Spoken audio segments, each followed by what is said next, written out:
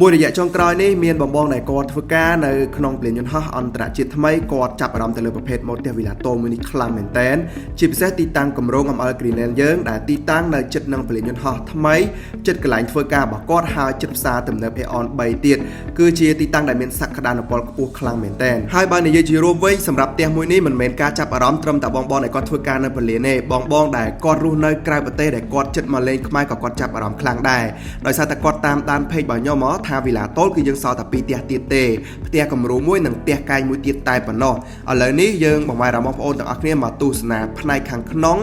នៃវីឡាប្រណិតយើងតែម្ដងជាផ្ទះគំរូវីឡាតូលដែលយើងទៅតែរៀបចំឲ្យថ្មីក្តៅនេះតែម្ដងហើយបើសិនជាបងប្អូនបានទស្សនាវីដេអូមួយនេះហើយពេញចិត្តនឹងចាប់អារម្មណ៍ផ្ទះមួយនេះពេញភ្លាមកាន់សោចូលនៅបានភ្លាមដោយមិនបាច់រងចាំនិងមានការតុបតែងដេក័រយ៉ាងប្រណិតដោយបងប្អូនបានឃើញក្នុងវីដេអូនេះជាក់ស្ដែងតែម្ដងហើយកាន់តែពិសេសមានគ្រឿងសង្ហារឹមនៅពេញផ្ទះរួចជាស្រេចទៀតអញ្ចឹងកុំឲ្យខាតពេលវេលាយូរសូមបងប្អូនទាំងអស់គ្នាទស្សនាវីដេអូពេញមួយនេះទាំងអស់គ្នាអរគុណជម្រាបលាបាយបាយ